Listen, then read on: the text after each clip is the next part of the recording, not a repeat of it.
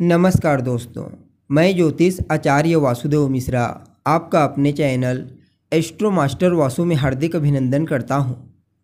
दोस्तों, आज का यह ज्योतिष का कार्यक्रम आप सभी मेष राशि वालों के लिए देवगुरु बृहस्पति के उदय गोचर प्रभाव को लेकर बड़ा ही खास कार्यक्रम साबित होगा। जी हाँ, देवगुरु बृहस्पति बीते 9 जुलाई 2025 की रात 10:58 पर अपनी वर्तमान राशि मिथुन राशि से गोचर करते हुए सूर्य के प्रभाव से निकलकर उदय हो चुके ने और आने वाले अक्टूबर महीने की 18 तारीख तक 18 अक्टूबर तक अब इसी मिथुन राशि से उदय अवस्था में गोचर करते हुए आपको परिणाम प्रदान करेंगे और इसके पश्चात अपनी उच्च राशि कर्क राशि में प्रवेश कर जाएंगे। तो ऐसे में देवगुरु बृहस्पति का मिथुन राशि से उदय आप सभी मेष राशि वालों के लिए क्या परिणाम लेकर आया है। इस गोचर काल के दौरान बृहस्पति जीवन के किन किन क्षेत्रों में आपको शुभ परिणाम प्रदान करेंगे, तो किन किन क्षेत्रों में आपको सावधानी बरतनी होगी और किस प्रकार से बृहस्पति की ताकत आपके जीवन काल में बड़ा चमत्कार करने वाली है, सभी बातें बहुत ही विस्तार के साथ आपको बताएंगे।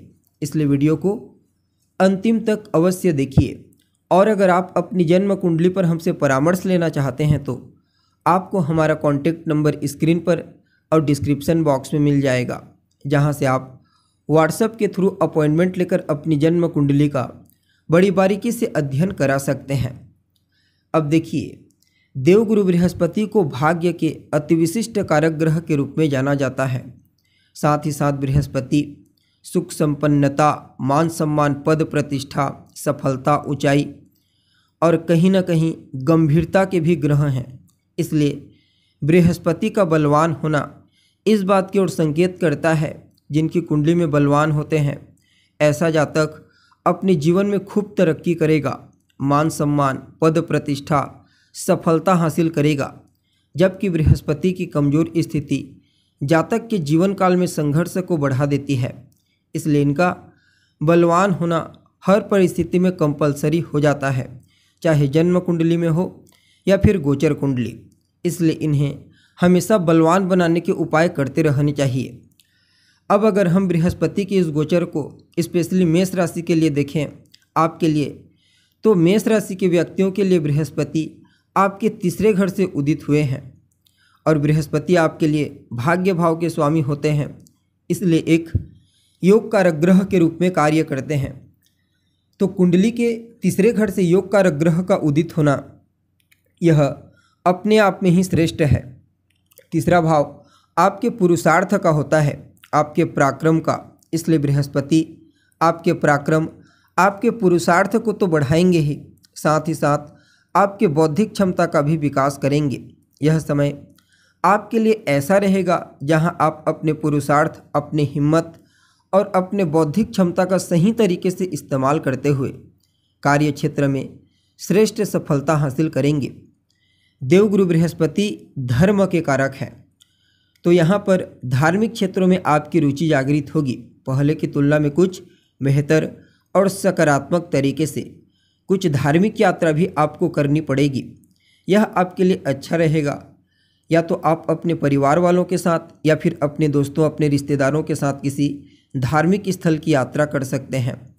यह समय आपके कुटुंब परिवार के मध्य या फिर सामाजिक क्षेत्र में किसी मांगलिक कार्यक्रम के लिए भी अच्छा रहेगा। धार्मिक क्रियाकलाप में आप बढ़ चढ़कर हिस्सा लेंगे। दान पुण्य के कार्यों में आपकी रुचि जागृत होगी। भले ही बृहस्पति तीसरे घर में अपने आप को ज़्यादा कंफर्टेबल महसूस नहीं करते, लेकिन इसके बावजूद आपके अंदर ऐसा गुण जागृत करते हैं कि जीवन के हर क्षेत्र में आपका इम्पोर्टेंस बढ़ जाता है। आपकी चतुराई, आपकी समझदारी, आपका ज्ञान आपको बहुत आगे ले जाएगी।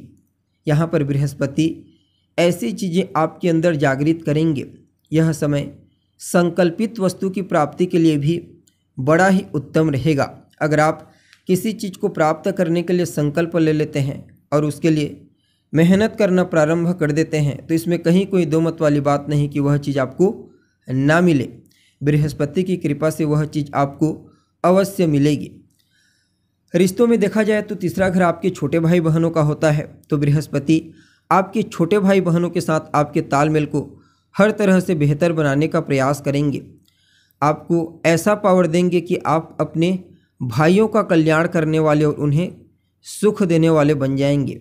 बाकी आपको अपने मित्रों, अपने स्वजनों का, अपने सगे संबंधियों का भी सहयोग मिलेगा। जब आपको ज़रूरत होगी तब बृहस्पति की कृपा से उनसे आपको सहयोग की प्राप्ति होगी और उनके साथ आपके रिलेशनशिप को भी बेहतर बनाने में विशेष प्रभावी रहेंगे। बाकी इस गोचर काल के दौरान सरकारी क्षेत्र से या फिर सरकार से आर्थिक लाभ प्राप्त होने के साथ साथ मान सम्मान, पद प्रतिष्ठा की भी प्राप्ति आपको होगी। यह समय आपके लीडरशिप की क्वालिटी को निखारेगा।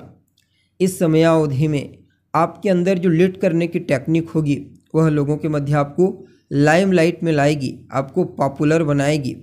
बाकी यह समय आपके लिए खास करके जो लोग आपके अधीनस्थ कार्य करते हैं उन्हें आपके द्वारा विशेष लाभ प्राप्त होगा।